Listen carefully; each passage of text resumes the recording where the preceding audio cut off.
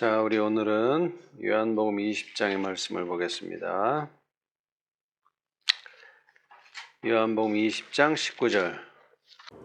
이날 곧 안식 후 첫날 저녁 때에 제자들이 유대인들을 두려워하여 모인 곳에 문들을 닫았더니 예수께서 오사 가운데 서서 가라사대 너희에게 평강이 있을지어다.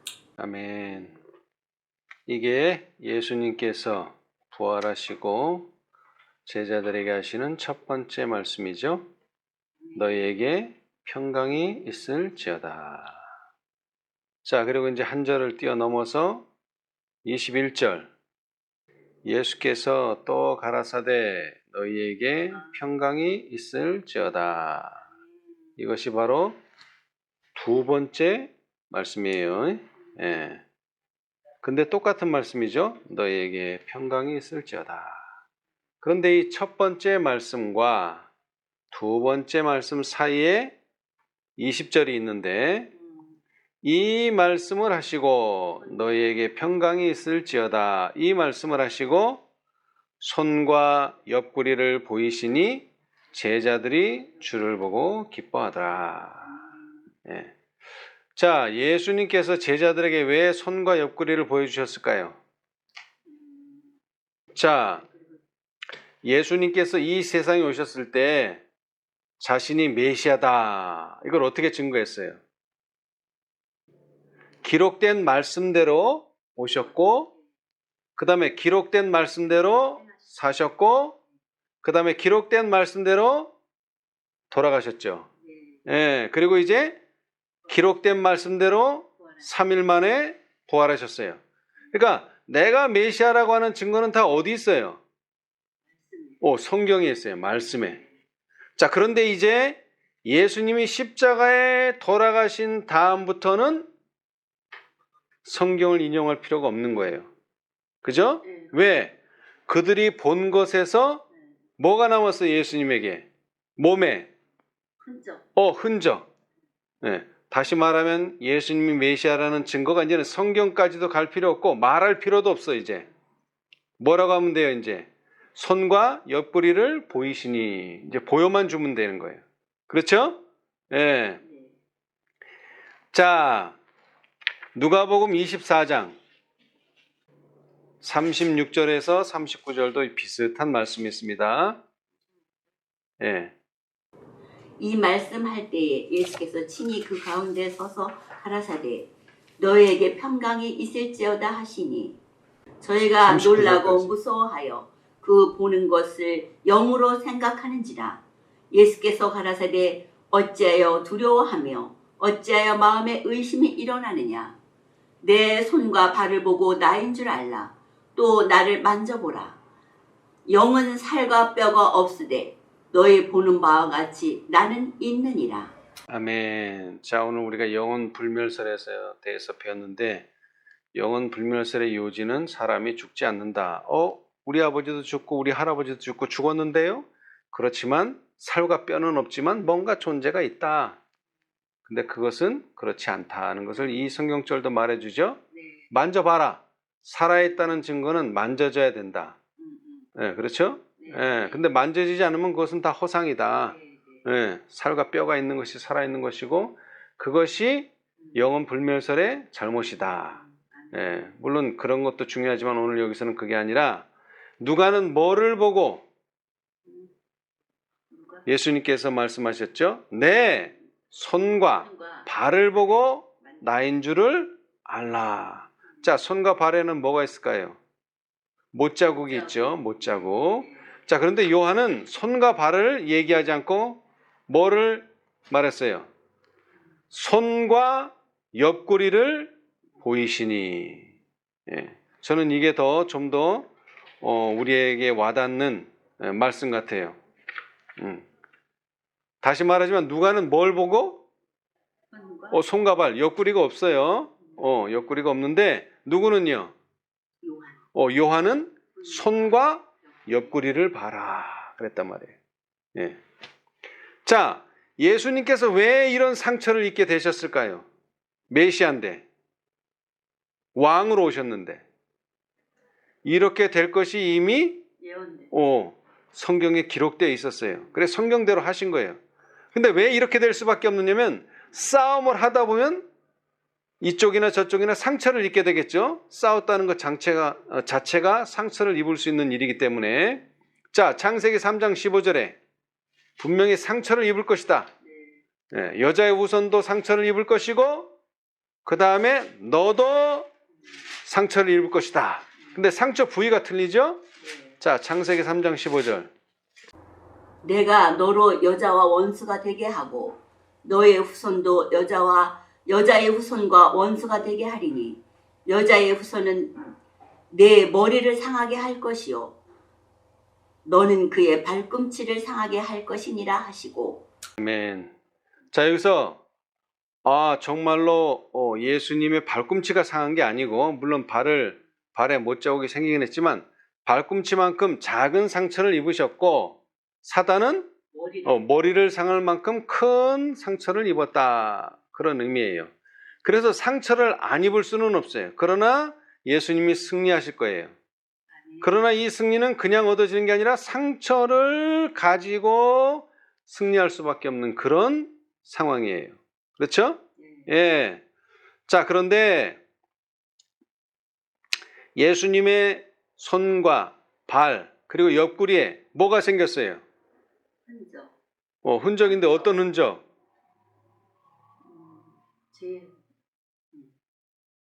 자, 여기에 있는데 이것을 못을 박는다 그러면 이거 어떻게 돼야 돼요, 이게? 아니, 여기다 못을 박는다 그러면 여기에 구멍이 생겨야 돼요, 구멍이. 그죠? 창을 뭐를 찔렀다. 그러면 뭐가 돼야 돼요? 거기도 구멍이 생겨야 돼요. 그렇죠? 예. 자, 예수님께서 이런 말씀을 하셨어요. 안식일에 대해서 말씀하시면서 마태복음 12장 11절에 예수께서 가라사대 너희 중에 어느 사람이 양 한 마리가 있어 안식일에 구덩이에 빠졌으면 붙잡아내지 않겠느냐. 자, 구멍이나 구덩이나 뭐 같은 말인데, 자, 양이 가다가 구덩이에 빠졌다는 건 뭐예요? 공경에 빠졌다는 거예요. 그 구덩이에서 못 나오면 죽어요. 아사하는 거죠. 예. 그래서 사람이 그 양이 빠졌으면 안식일이고 어떤 날이고 간에 그 공경에서 구해내야 되잖아요. 그렇죠? 그런데 왜 구덩이 어디에 빠졌느냐면 구덩이에 빠졌단 말이에요. 구멍에 빠졌단 말이에요. 예수님도 여러 가지로 죽을 수 있어요. 뭐 목이 잘려서 죽을 수도 있고 뭐 교수형을 받을 수도 있고 말한 대로 뭐 칼로 찔러서 죽일 수도 있고 여러 가지 방법인데 왜 하필 구멍이 나는 그것도 십자가에서 그런 죽음을 당하셨을까? 여기에도 이유가 있다는 거죠. 왜? 모든 사람은 이 세상에 태어났지만 다 사실은 태어나면서부터 어디에 빠져 있는 거예요, 지금? 죽음이라고 하는 구덩이에 다 빠져 있는 거예요. 그렇죠? 예. 그래서 예수님이 뭐라 그랬어요? 나는 양을 위하여 목숨을 버리노라. 그 말의 뜻은 다른 말로 하면 예수님께서는 양을 구하기 위해서 자신이 어디에 빠진 거예요? 구덩이에 빠진 거예요. 자신이. 예. 요한복음 10장 15절에 요한이 한 말이에요. 그리고 18절에 또 얘기했어요. 이것은 내가 어떻게 잘못하다가 발을 헛디뎌서 빠진 게 아니고 이를 내게서 빼앗는 자가 있는 것이 아니라 내가 스스로 버리노라. 이게 예수님의 희생이에요. 그렇죠? 예. 자, 그런데 성경에 보니까 구덩이에 빠진 아까는 양이 빠졌다 그랬는데 이것도 비유예요. 근데 이번에는 실제 구덩이에 빠진 사람이 있어요. 누굽니까? 구덩이에 빠진 사람. 구덩이에 빠진 사람. 구약시대에 요셉. 자, 창세기 37장 20절. 자, 그를 죽여 한 구덩이에 던지고 우리가 말하기를 악한 짐승이 그를 잡아먹었다 하자.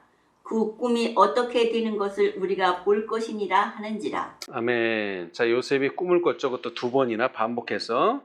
그래서 이 나머지 자녀들이 요셉을 아주 시기하던 차에 요셉이 형들을 찾아왔을 때 좋은 기회로 삼아서 그를 죽여 구덩이에 던지자 그랬는데 죽이지는 않고 그냥 일단 구덩이에 던졌어요. 그 다음에 애굽으로 팔아넘겼죠. 자, 그래서 이 구덩이에 빠진 이 요셉은 예수님의 상징이에요. 예수님의 상징.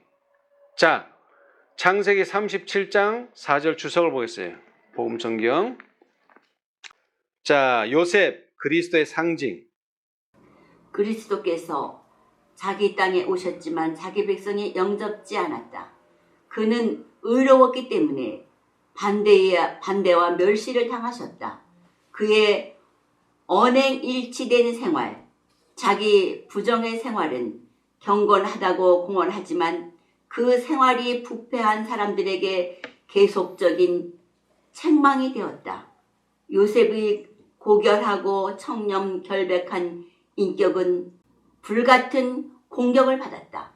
요셉을 탈선케 하려 했던 여자가 그 뜻을 이루지 못하게 되자 그가 타락하게 할 수 없었던 요셉의 인격에 대하여 강렬한 증오심을 갖고 요셉에 대하여 거짓 증거하였다. 무죄한 사람이 그의 의로움 때문에 고통을 당하였다. 그는 자신의 고결한 인격 때문에 감옥에 갇혔다. 또 요셉은 자기 형제들의 손에 의하여 적은 돈에 팔려왔다. 예수도 그의 제자들 중 한 사람의 손에 의하여 가장 악한 원수의 손에 팔리셨다. 예수는 겸손하고 거룩하셨다.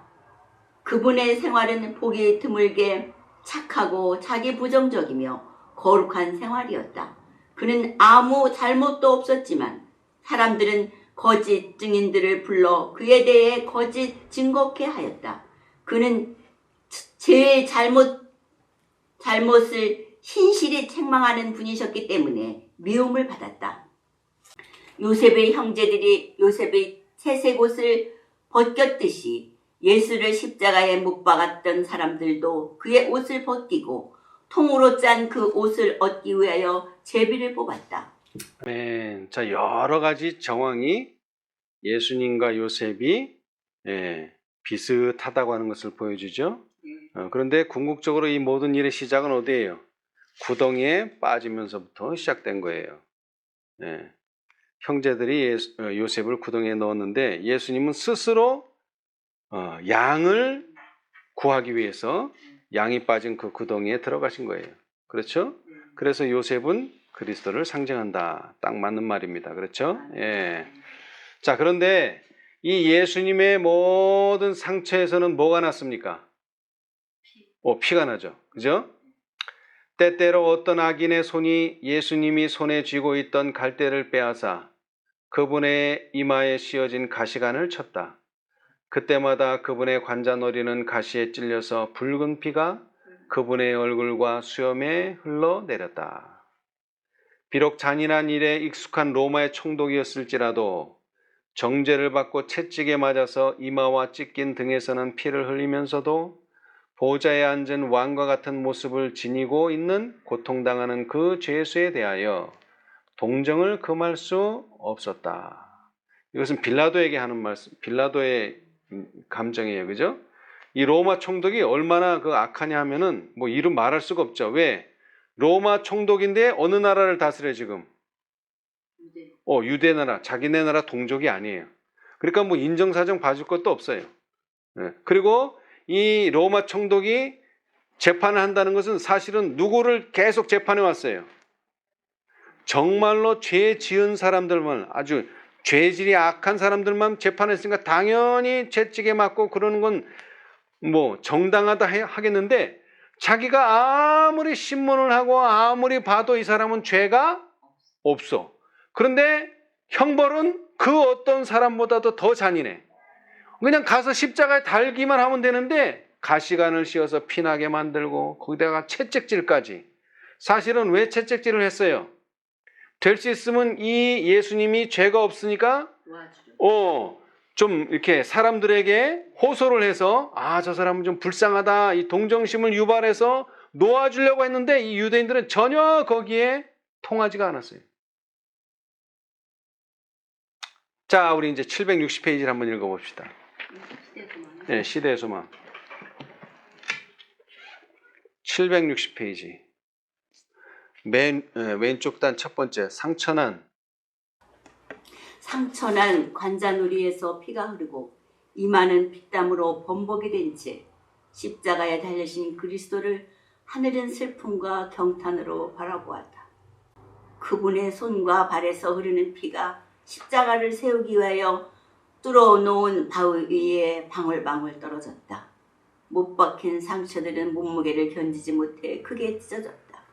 그분의 영혼이 세상의 잿짐에 눌려 허덕일 때에 몰아쉬는 호흡은 점점 빠르고 깊어만 갔다.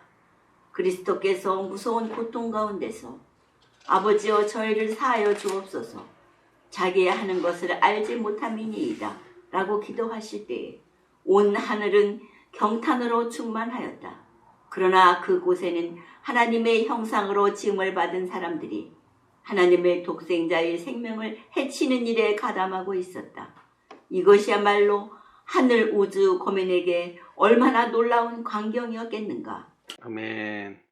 자, 예수님께서 가시 면류관에서도 피가 나고 그 다음에 채찍질한 등에서도 피가 났지만 더 많은 피는 그의 못 박은 손과 발에서. 예. 왜냐하면 예수님께서 이 달려 계시기 때문에 그 못자국과 그 손에 있는 못자국과 발에 있는 못자국에서 계속 피가 흘러내리는 거예요. 그렇죠? 그래서 구덩이에 세울 때처럼. 예. 그래서 예수님께서 십자가에 못 박혔다. 그죠? 성경은 이렇게 표현해요. 요한복음 19장 23절. 그런데 구약에서는 자, 시편의 말씀을 보겠습니다. 시편. 이 광경을 누가 봤어요? 제자 중에는 요한만 봤어요. 요한. 요한이 분명히 말했어요. 예수를 십자가에 못 박았다. 군병들이. 근데 시편의 말씀은 22편 16절. 개들이 나를 에워쌌으며 악한 무리가 나를 둘러 내 수족을 찔렀나이다. 아멘. 자, 여기는 못 박았다고 얘기하지 않았죠? 내 수족을 찔렀나이다. 그래서 킹제임스에 보니까 내 손과 발을 찔렀나이다. 수족이라는 말을 더 자세하게 설명해서 내 손과 발을 못 박았는 게 아니고 찔렀다 이거예요. 네, 찔렀어요. 자, 그런데 이 재림의 광경에서 우리가 하나 주목해야 될 광경이 있죠? 계시록 1장 7절에 보면 볼지어다 구름을 타고 오시리라. 각인의 눈이 그를 보겠고 그를 모한 자들도 찌른 자들도 볼 터이요. 자, 그 다음에는요. 땅에 있는 모든 족속이 그를 인하여 애곡하리니 그러하리라. 아멘. 자, 여러분, 예수님께서 너희에게 평안이 있을지어다, 평강이 있을지어다 하시고 손과 옆구리를 보여주셨을 때 제자들이 어떻게 했어요? 요한복음 20장 20절에 어떻게 했어요? 이 말씀을 하시고 손과 옆구리를 보이시니 제자들이 주를 보고 어떻게 했어요? 20절. 이 말씀을 하시고 손과 옆구리를 보이시니 제자들이 주를 보고 기뻐하더라. 예. 자, 그런데 재림의 광경에 그를 찌른 자들도 볼 터이요. 땅에 있는 모든 족속이 그를 인하여 뭐하리니? 여러분, 왜 땅에 있는 족속들이 애곡할까요? 자, 특별히 그를 찌른 자들이 왜 애곡할까요? 그때는 예수님이 메시아라고는 전혀 생각을 못했는데 이제 실제로 보니까 그분이 메시아예요. 그리고 땅에 있는 모든 족속이 그를 인하여 애곡한다. 왜요? 의인이 땅에는 이제 없어요. 어디 갔어요 다?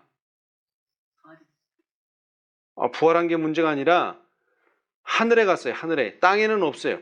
땅에 있는 모든 족속이 그를 인하여 애곡하리니 왜? 의인들은 부활해서 어떻게 됐어요? 공중에서 주를 영접할 거 아니에요. 그러니까 다 어디 갔어요? 공중에 갔죠. 공중에. 땅에 남아있는 모든 족속은 이제 누구만 남은 거예요? 예수님을 거절했던 사람들만 남아있는 거예요. 자신들이 무엇을 거절했는지를 이제 보게 되겠죠. 그래서 이제 정반대의 감정이 나오는 거예요. 예수님의 제자들은 그 손과 옆구리의 그 상처를 보고 아 저분이 예수님이구나 해서 기뻐했는데 그를 찌른 자들은 아 그 찌른 손과 옆구리를 보면서 뭐를 느끼는 거예요? 아 그분이 정말 메시아였구나.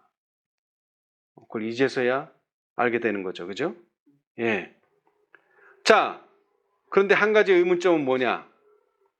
자, 예수님께서 이 세상에 오셔서 재림하시고 이 세상이 다 어떻게 될까요? 회복되겠죠. 회복. 네, 회복. 회복이라는 말이 뭐예요? 회복. 자, 내가 여기 상처가 났다. 교통사고가 나서 여기 막, 뭐 꼬맨 자국이 있다. 그 회복되면 어떻게 되는 거예요, 이거? 다 없어져야죠. 회복은 그거예요. 이전에 아프지 않은 상태로 원래의 상태로 돌아가는 게 회복인데 예수님의 손에는 뭐가 남아있어요? 어떻게 알아요? 못자국이 남아있는지. 자, 예수님은 이 세상의 모든 걸 다 회복해요. 그런데 예수님의 가지고 있는 상처는 회복이 안 돼요. 자, 우리 스가랴 13장 6절. 혹이 그에게 묻기를 내 두 팔 사이의 상처는 어찌미냐 하면 대답하기를 이는 나의 친구의 집에서 받은 상처라 하리라. 킹제임스 성경에는 두 팔 사이를 내 두 손에 있는 이 상처들은 무엇이냐 이게 더 정확하죠. 그죠? 손에 뭐가 있어요? 못자국이 있는 거예요. 그런데 왜 여러분 십자가에 돌아가신 것을 모르는 그리스도인이 있어요? 없어요. 그럼 어떤 사람들이 지금 물어볼까요? 성경책도 본 일이 없는 사람, 예수님이 만난 적은 더더욱 없는 사람. 그런데 왜 하늘에 가게 됐을까요? 양심의 법을 따라 살았던 사람들이 부활해서 갔는데 다른 사람들은 다 깨끗하고 정상인데 예수님만 손에 뭐가 있는 거예요? 상처. 어떻게 봤을까요? 손에 상처 난 거를. 예수님이 자 봐라 보여줬을까요? 아니에요. 자 예수님이 이제 뭐 하실 때 식사를 위해서 기도하실 때 어떤 일이 있었어요? 엠마오로 가는 두 제자도 계속 얘기할 때는 모르다가 언제 이제 밥을 먹으려고 식사 기도를 딱 하려고 보니까 손에 뭐가 있어요?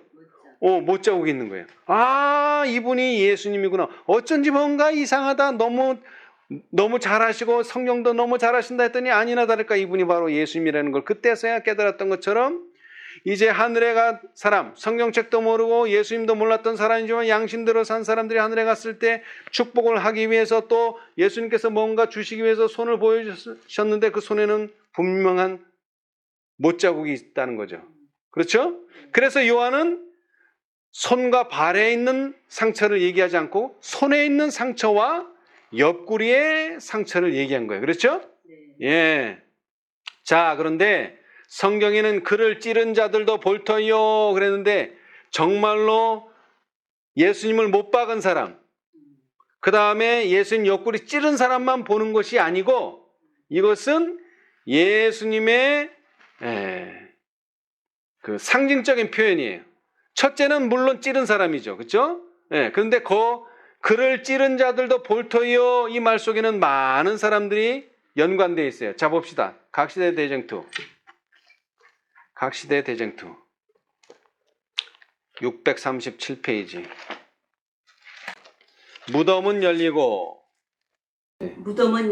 땅의 티끌 가운데서 자는 자 중에 많이 깨어 영생을 얻는 자도 있겠고 수욕을 받아서 무궁히 부끄러움을 입을 자도 있을 것이다. 셋째 천사의 기별을 믿고 죽은 사람들은 모두 영화롭게 된 몸으로 무덤에서 나와 하나님의 율법을 지킨 자에게 주는 하나님의 평화의 언약을 듣는다. 그를 찌른 자들, 그리스도의 죽음의 고통을 조소하고 조롱한 자들, 그리스도의 진리와 그분의 백성들을 몹시 핍박한 자들도 또한 일어나서 영광 중에 계신 그분을 쳐다보고 충성되고 온유한 온순한 사람들에게 주어지는 영광을 보게 된다. 아멘. 자, 여기 글자 그대로는 그를 찌른 자들이 본다고 했지만 어떤 사람들? 그리스도의 죽음의 고통을 조소하고 조롱한 자들. 이게 찌른 거하고 똑같다는 겁니다. 그 다음에 그리스도의 진리와 그분의 백성들을 몹시 핍박한 자들도 이때에 일어날 것이다. 자, 뿐만 아니라, 자, 642페이지에 보면, 거기에는 그리스도께서 고난을 당하실 때, 거기에는 그리스도께서 고난을 당하실 때 그분을 조롱한 자들이 있다. 대제사장이 맹세하면서 대답을 요구했을 때 주님께서 엄숙하게 이후에 인자가 권능과 우편에 앉는 것과 하늘 구름을 타고 오는 것을 너희가 보리라고 선언하신 고난의 주님의 말씀이 감동적인 말씀으로 그들의 마음을 찌른다. 이제 그들은 영광 중에 계시는 그분을 바라보고 그분께서 권능의 우편에 앉으신 것을 본다. 주님께서 하나님의 아들이라고 주장하신 말씀을 조롱한 자들도 이제는 말이 없다. 거기에는 왕이라는 주님의 칭호를 조롱하므로 군인들에게 명령하여 주님께 왕으로 관을 씌우게 한 교만한 헤롯도 있다. 불경건한 손으로 주님께 자색 옷을 입히고 주님의 거룩한 이마에 가시관을 씌우고 저항하지 않는 손에 가짜 호를 들리고 참남된 조롱으로 그분 앞에서 절을 한 바로 그 사람들도 있다. 생명의 왕을 때리고 침을 뱉던 자들이 이제는 꿰뚫어 보시는 주님의 시선을 피하고 주님께서 임하심으로 나타나는 저항할 수 없는 영광에서 숨고자 애를 쓴다. 주님의 손과 발에 못을 박은 자들과 주님의 옆구리를 찌른 군인도 두려움과 후회로 그 상처의 흔적을 바라본다. 아멘. 그를 찌른 자들도 볼터이요. 이 말 속에는 제일 첫 번째가 주님의 손과 발에 못을 박은 자들이 있겠고, 그 다음에 주님의 옆구리를 찌른 군인도 있겠고, 그러나 이 사람들만 있는 것이 아니라 그리스도의 죽음의 고통을 조소하고 조롱한 자들, 그리스도의 진리와 그분의 백성들을 몹시 핍박한 자들, 그리고 예수님에게 간을 씌우고 조롱한 자들, 그 다음에 교만한 헤롯까지도 다 포함된다는 거예요. 그렇죠? 네. 그래서 그들이 한 일이 무엇인지를 정확하게 보여주시는 거죠. 그죠? 예. 자, 이것이 예수님의 손과 발에서 흘린 피의 증거예요. 그런데 이 피 말고도 또 다른 피가 흘려졌는데 그것은 바로 예수님의 옆구리에서 나는 피였어요. 그렇죠? 자, 요한복음 19장을 보겠습니다. 요한복음 19장. 여기는 두 가지가 증거되는데요. 요한복음 19장 31절로 37절. 이날은 예배일이라. 유대인들은 그 안식일에 큰 날이므로 그 안식일에 시체들을 십자가에 두지 아니하려 하여 빌라도에게 그들의 다리를 꺾어 시체를 치워달라 하니 군병들이 가사 예수와 함께 못 박힌 첫째 사람과 또 그 다른 사람의 다리를 꺾고 예수께 이르러는 이미 죽은 것을 보고 다리를 꺾지 아니하고 그중 한 군병이 창으로 옆구리를 찌르니 곧 피와 물이 나오더라. 이를 본 자가 증거하였으니 그 증거가 참이라. 저가 자기의 말하는 것이 참인 줄 알고 너희로 믿게 하려 함이니라. 이 일이 이룬 것은 그 뼈가 하나도 꺾이우지 아니하리라 한 성경을 응하게 하려 함이라. 또 다른 성경에 저희가 그 찌른 자를 보리라 하였느니라. 아멘. 자, 여기에 성경의 말씀을 그대로 이루어서 예수님께서는 다리를 꺾이지 않고 옆구리에 창이 찔리셨는데 그 옆구리에서 무엇이 나왔다고요? 피와 물이 나왔다. 그래서 이를 본 자가 증거하였으니 그 증거가 참이라. 예수님에게서 피와 물이 나왔다는 것을 증거한다는 것이 꽤 중요한데, 먼저는 뼈가 꺾이지 않는다는 말씀이 시편에 있는 거죠. 그죠?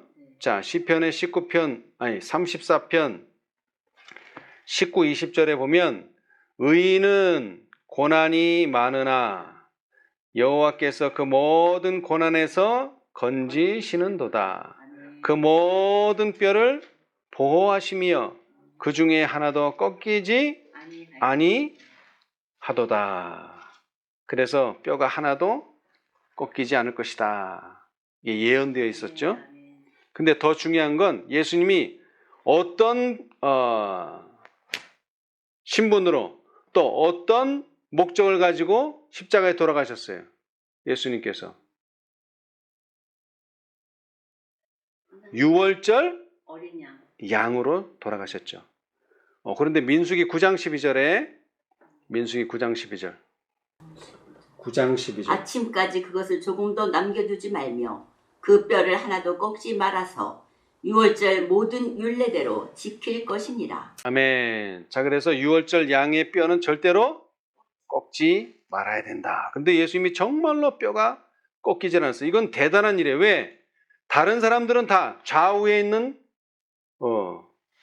그 십자가에 달린 죄인들은 다 뼈가 꺾였어요. 네. 왜냐하면 왜 뼈를 꺾어요? 살아있는지 죽었는지. 이 사람 뼈를 꺾으면 엄청난 고통이 있다고 해요. 그래서 이 고통이 느껴지면 살아있는 거야 아직도. 그러나 뼈를 꺾었는데도 아무 반응이 없으면 이건 완전히 죽은 거예요. 그런데 이미 예수님은 육안으로 봐도 돌아가신 것이 확실해서 뼈를 꺾을 필요가 없고, 다만 그래도 확인은 해봐야 되니까 옆구리를 찔렀는데 거기서 뭐가 나왔다고요? 피와 물이 나왔다. 근데 이게 증거라는 거예요. 이를 본 자가 증거했으니 그 증거가 참이라. 그래서 왜 피와 물이 나왔다는 증거가 중요하냐? 자, 요한일서. 다시 요한이 말합니다. 요한일서. 요한은 이것을 상당히 중요하게 했어요. 이 물과 피를. 옆구리에서 나왔어요. 옆구리에서. 5장 4절 6절. 대저 하나님께로서 난 자마다 세상을 이기느니라. 세상을 이긴 이김은 이것이니 우리의 믿음이니라. 예수께서 하나님의 아들이심을 믿는 자가 아니면 세상을 이기는 자가 누구뇨? 이는 물과 피로 임하신 자니 곧 예수 그리스도시라. 물로만 아니요 물과 피로 임하셨고. 아멘. 자, 이 말이 여러 가지를 생각하게 하는데 왜 요한은 물과 피로 임한 분이 예수 그리스도라는 것을 강조했을까요? 물과 피, 물로만 아니고 물과 피다. 이 예수님의 사역 가운데 제일 첫 번째 행하신 이적이 뭡니까? 가나 혼인잔치. 거기서 뭐가 어떻게 됐죠? 물이 피. 아하, 거기도 물하고 관련된 이적이죠? 물? 그 다음에 두 번째로, 이적은 아니지만 두 번째로 어딜 가셨어요? 두 번째는 아니고 초기에 어디로 가셨어요? 아니, 침례는 받았고, 받아서 이제 그 물을 피로가 아니라 물을 포도즙으로 바꾼 이적을 베푸셨고, 그 다음 초기에 어떤 일들이 있었어요? 성전을 정결케 하는 일. 그리고 나서는요, 사마리아 여인을 만나셨죠. 근데 거기서도 무슨 사건이 벌어져요? 물. 내가 물을 주겠다 그랬더니 그러면 그 물을 주십시오. 이거 맨날 물 길러 다니기 힘듭니다. 그것도 물이죠. 물을 상당히 강조했어요. 그 다음에 다른 성경절에는 없는데 이 요한만 명절 끝날, 어떤 명절이냐면은 7개의 절기 중에서 장막절이 8일간 계속되는데 그 날 중에 하루는 이런 예식이 있었어요. 자, 요한복음 7장 37절로 39절.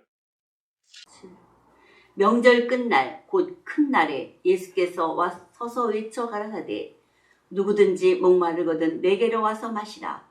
나를 믿는 자는 성경의 이름과 같이 그 배에서 생수의 강이 흘러나리라 하시니 이는 그를 믿는 자의 받을 성령을 가리켜 말씀하신 것이라.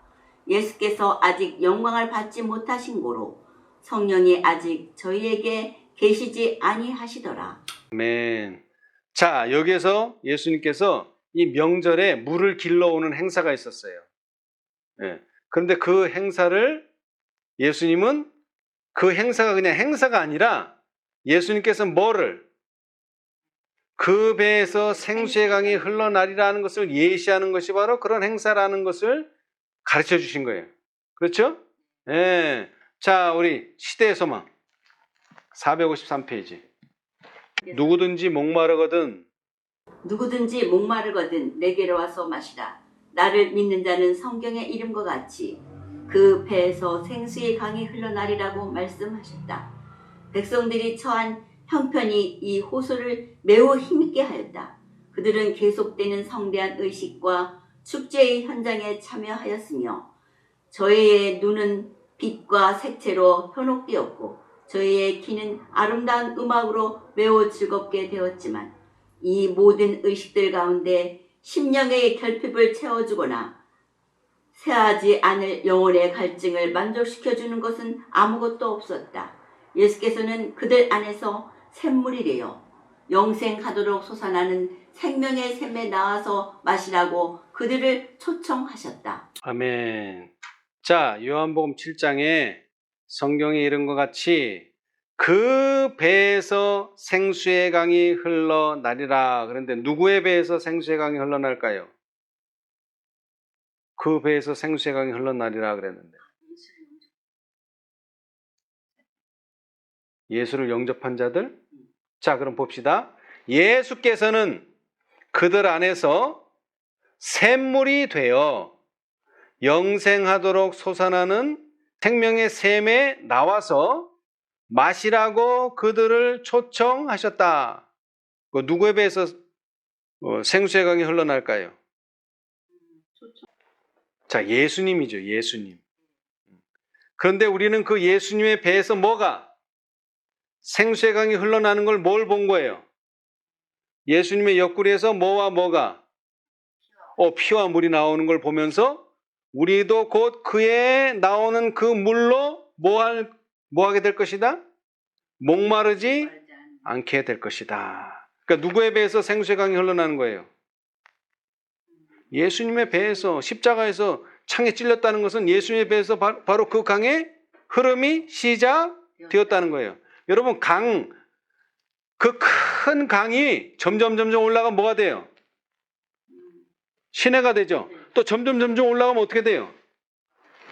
조그마한 샘에서 그저 쩔쩔 흘러나요. 근데 그게 어떻게 돼요? 점점 내려가면서 시내가 되고 강이 되고 나중에는 뭐예요? 바다로 들어가죠. 근데 그런 예를 성경에서 분명히 기록을 해놨단 말이에요. 예수님에게서 시작되는 그 옆불에서 나오는 자그마한 피와 물이지만 그것이 결국 시작이에요. 자, 에스겔 47장. 예수님에게서, 여기서는 예수님이 아니고 성전인데요. 자, 에스겔 47장 1절로 5절. 그가 나를 데리고 전문에 이르시니 전의 전면이 동을 향하였는데 그 문지방 밑에서 물이 나와서 동으로 흐르다가 전 우편 제단 남편으로 흘러내리더라. 그가 또 나를 데리고 북문으로 나가서 바깥길로 말미암아 꺾여 동향한 바깥문에 이르시기로 본즉 물이 그 우편에서 스미어 나오더라. 그 사람이 손에 줄을 잡고 동으로 나아가며 1,000척을 청량한 후에 나로 그 물을 건너게 하시니 물이 발목에 오르더니 다시 1,000척을 청량하고 나로 물을 건너게 하시니 물이 무릎에 오르고 다시 1,000척을 청량하고 나로 물을 건너게 하시니 물이 허리에 오르고 다시 일천척을 청량하시니 물이 내가 건너지 못할 강이 된지라. 그 물이 창이라여 헤엄할 물이요 사람이 능히 건너지 못할 강이더라. 아멘. 자, 이게 예수님의 그 성전인데, 예, 성전인데 그 성전에서 뭐가 나오기 시작했어요? 물이 나오기 시작했어요. 근데 뭐 그 물이 그냥 쫄쫄쫄쫄 흐르는 게 아니라 점점 양이 많아지더니 얼마 되는 거예요? 일천척 지나서 청량해 보니까 처음에는 발목이 왔어요, 물이. 근데 또 일천척을 더 가서 청량해 보니까 이번엔 어디? 무릎. 그 다음에 또 일천척을 더 가서 청량하니까 또 어디? 허리. 3번 했어요, 지금 3번. 처음에는 발목, 두 번째는 무릎, 세 번째는 허리까지 왔어요. 자, 그런데 다시 일천척을 청량해 보니까 이번에는 뭐? 건너지 못. 아주 깊은 사람이 헤엄을 쳐야 될. 그러니까 처음에는 사람이 허리밖에 안 하는데 이 물이 점점 심해져서, 심한 게 아니라 점점 많아져서 이제는 사람이 능히 건너지 못할 강이더라. 이렇게까지 물이 많아진 거예요. 근데 그 물의 시작이 어디라고요? 그 물의 시작이 어디라고요? 옆구리에서 나온 물이죠. 자, 이제 6절부터 보겠어요. 그가 내게 이르시되 인자야 내가 이것을 보았느냐 하시고 나를 인도하여 강가로 돌아가게 하시기로 내가 돌아간즉 강 좌우편에 나무가 심이 많더라. 그가 내게 이르시되 이 물이 동방으로 향하여 흘러 아라바로 내려가서 바다에 이르니 이 흘러내리는 물로 그 바다의 물이 소성함을 얻을지라. 이 강물이 이르는 곳마다 번성하는 모든 생물이 살고 또 고기가 심히 많으리니 이 물이 흘러 들어가므로 바닷물이 소성함을 얻겠고 이 강이 이르는 각처의 모든 것이 살 것이며 또 이 강가에 어부가 설 것이니 엔게디에서부터 에네글라임까지 금을 치는 곳이 될 것이라. 그 고기가 각기 종류를 따라 큰 바다의 고기같이 심히 많으려니와 그 진펄과 개펄은 소성되지 못하고 소금 땅이 될 것이며 강 좌우 가에는 각종 먹을 실과가 자라서 그 잎이 시들지 아니하며 실과가 끊치지 아니하고 달마다 새 실과를 맺으리니 그 물이 성소로 말미암아 나옴이라. 자, 뭐 동편 북편 했는데 그게 결국 어디라고요? 성소예요. 성소. 성전이란 말이에요. 그 물이 성전에서부터 나와서 점점 어떻게 된다? 물이 심히 많아져서 물고기가 살고 그 다음에 그 강 좌우에는 각종 먹을 실과가 자라고 그 잎이 시들지 아니하며 실과가 끊치지 아니하고. 자, 그 다음이 중요해요. 달마다 새 실과를 맺으리니 그 물이 성소로 말미암아 나옴이라. 그 다음에 그 실과는 먹을 만하고 그 잎사귀는 약 재료가 되리라. 자, 여러분, 달마다 새 실과를 맺는 그런 강이 어디 있죠? 자, 계시록 22장 1절로 2절. 또 저가 수정같이 맑은 생명수의 강을 내게 보이니 하나님과 및 어린 양의 보좌로부터 나서 길 가운데로 흐르더라. 강 좌우에 생명나무가 있어 12가지 실과를 맺히되 달마다 그 실과를 맺히고 그 나무 잎사귀들은 만국을 소성하기 위하여 있더라. 아멘. 자, 에스겔 47장 끝부분 12절과 계시록 22장 이 2절이 내용이 유사해요. 자, 아까는 뭐라 그랬어요? 달마다 새 실과를 맺으리니 그 물이 어디서부터 나온다? 성소로 말미암아 나온다 그랬는데, 자, 하늘에 있는 생명강은 어디서부터 나와요? 하나님의 보호자, 하나님과 어린 양의 보호자로부터. 그 다음에 똑같아요. 달마다 그 실과를 맺혀요. 그 다음에는요, 그 잎사귀는 약재료가 되리라 그랬는데 그 나무 잎사귀들은 만국을 소성하게 하기 위하여 있더라. 똑같아요. 근데 그게 어디서부터 시작했다고요? 예수님의 십자가의 옆구리에서 나오는 물, 그 다음에 피죠. 자, 피는 너무나 쉽죠? 예수님의 역구에서 물뿐 아니라 피도 쏟았다 그랬는데 요한복음 19장 34절에 그중 한 군병이 창으로 옆구리를 찌르니 곧 피와 물이 나오더라 그랬는데, 자, 물은 이렇게 될 것이고 앞으로 그 다음에 피는요, 히브리서 9장 22절, 히브리서 9장 22절, 뭐가 없음즉 제사, 피뿌리, 피 흘림이 없은즉 사함이 없느니라. 이 두 가지가 어디서 성취된 거예요? 십자가에서. 특히 어디서? 옆구리에서. 근데 사람이, 하나님께서 이왕 사람 둘 만들 거면 처음부터 둘을 만들지, 처음에 아담을 하나 딱 만들어 놓고 그 다음에 두 번째 사람 하와는 어디서부터 만들었어요? 갈비뼈. 이 갈비뼈가 옆구리예요. 옆구리가 갈비뼈고, 그 갈비뼈를 취해서 하와를 만들었단 말이에요. 근데 사실은 죄가 누구부터 진 거예요? 그 옆구리의 갈비뼈에서부터 죄를 진 거야. 그러니까 예수님께서 왜 창을 여기 맞아야 돼? 죄가 어디서부터 시작했으니까? 옆구리서부터. 옆구리서부터 시작했으니까 옆구리서부터 끝이 내는 거예요. 옆구리로 끝을 내는 거예요. 그런데 감사하게도 그 옆구리는 그것으로서 끝나는 게 아니라 그 옆구리에 창을 맞음으로 거기서 뭐가 쏟아진 거예요? 우리에게 주어질 물, 그죠? 만국을 소송케 하는 그러한 물, 그 다음에는요, 피, 우리의 죄사함을 위한 피가 거기서 쏟아졌다는 거예요. 그렇죠? 예. 자, 그런데 요한은 여기서 하나 덧붙였어요. 옆구리만 얘기하지 않고 손과 옆구리를 보여주셨다, 예수님께서. 여러분 한번 생각해 보세요. 예수님의 손이 어떤 손이었었어요? 요한이 본 손. 자, 마태복음 8장 3절. 그냥 축복이 아니에요. 자, 마태복음 8장 3절. 3절. 네. 예수께서 손을 내밀어 저에게 대시며 가라사대 내가 원하노니 깨끗함을 받으라 하신데 즉시 그의 문둥병이 깨끗하여진지라. 아멘. 여러분 동양에서 가장 중한 병이 뭐예요? 암이 아니에요? 암이 아니라 문둥병이에요. 예. 그런데 그 문둥병을 어떻게 고쳐주셨어요? 내가 깨끗하게 되기를 원하노라 말씀으로 고쳤어요? 손을 내밀어 저에게 대신 만지신 거예요. 보통 사람이 만지면 어떻게 돼? 이거 큰일 나는 일이죠. 큰일. 이거 문둥병 환자하고는 마주쳐서도 안 되고 대화를 나누는 건 더 안 되는데 만지면 어떻게 돼요? 부정해지는 거예요.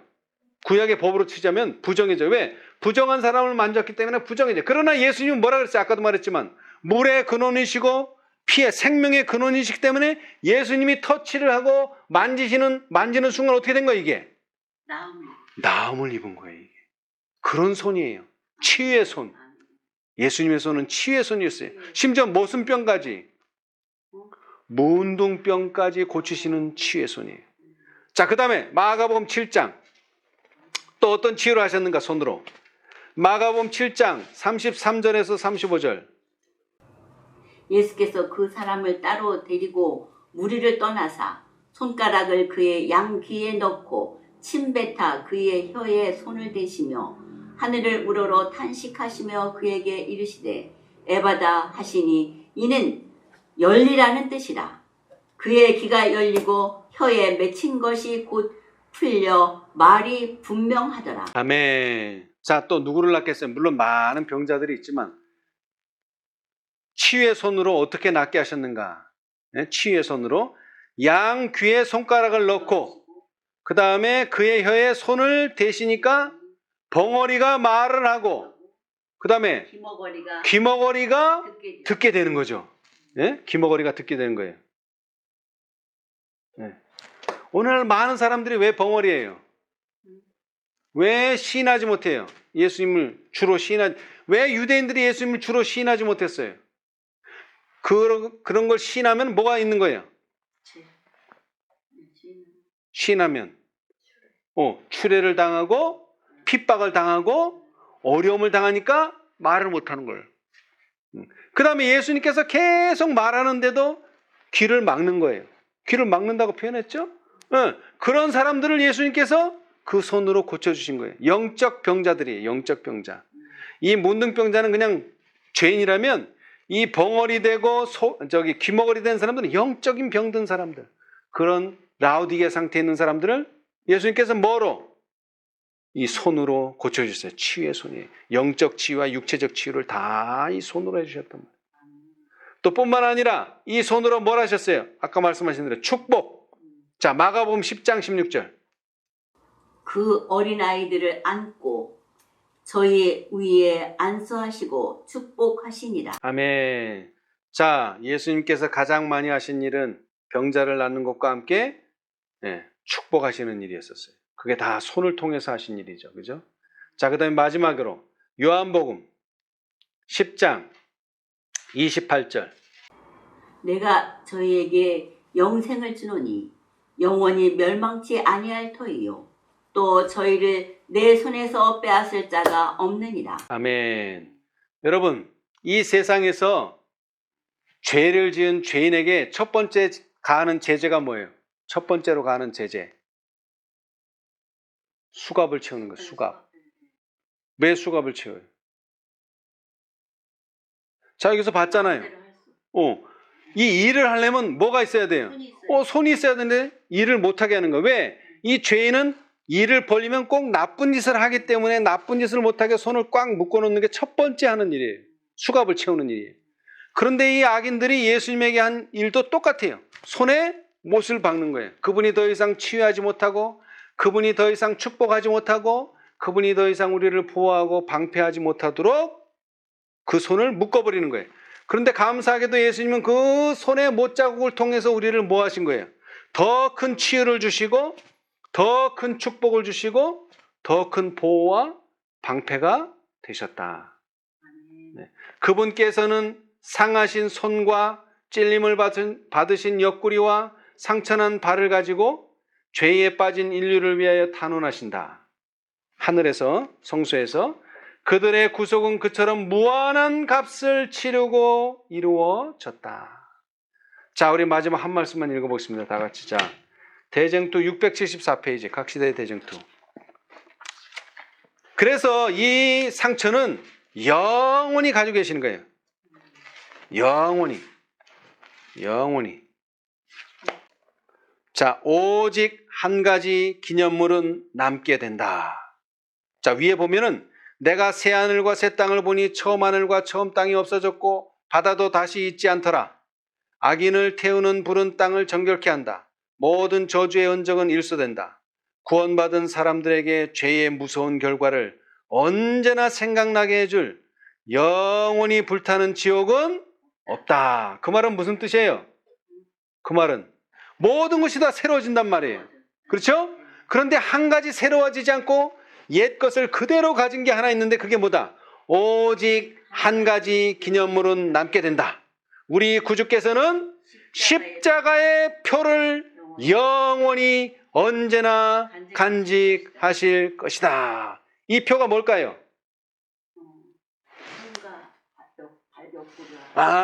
그 중에서 특별히 손과 발. 자, 예수님께서 이렇게 손과 발을 이렇게 못 박힌 게 아니라 요 모양, 십자가의 모양 그대로 못 박힌 거예요. 그래서 예수님의 손과 발에 난 못자국은 뭐를 보여주는 거예요? 십자가를 보여주는 거예요. 십자가. 그분의 상하신 머리와 옆구리와 손발에 있는 죄가 빚어놓은 잔인한 유일의 흔적이 남게 된다. 선지자 하박국은 영광의 그리스도를 바라보고 광선이 그 옆구리에서 나오니 그 권능이 그 속에 감추었도다 고 말한다.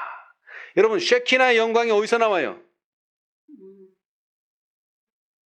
속죄소에서 나오잖아요. 그죠? 법궤에서, 언약궤에서. 그런데 그 영광이 사실은 하나님의 권위의 표이기도 하지만 사실은 하나님의 희생의 표라는 거예요. 근데 많은 사람들은 그 하나님 마음대로 한다, 하나님이 독재한다 이렇게 생각하지만 사실은 그게 아니라 하나님은 희생을 통해서 영광을 받으신 거예요. 인류를 하나님과 화목하게 하시기 위하여 붉은 피를 흘린 그 옆구리는 구주의 영광이 나타나고 권능이 그 속에 감추인 곳이다. 어디에서? 옆구리에서. 속죄의 희생제물이 되심으로 구원하기에 능하셨던 그분께서는 하나님의 자비를 멸시한 자들에게 공의를 행하는 일에도 강하셨다. 그분의 굴욕의 표. 뭐가 굴욕의 표예요? 십자가. 그분의 가장 큰 뭐가? 영광이다. 갈바리에서 상한 흔적은 영원한 시대를 통하여 주님께 대한 찬양을 불러일으키고 그분의 능력을 말해 줄 것이다. 아멘. 그래서 이 갈바리의 상한 흔적은 영원히 없어지지 않는 거예요. 뭐의 표예요? 하나님께서 인류를 구원하시기 위해서 얼마나 큰 희생을 치르셨는지를 보여주는 기념비란 말이에요. 기념비. 이런 갈바리의 십자가가 우리에게 새겨지기를 바랍니다. 아멘. 감사합니다.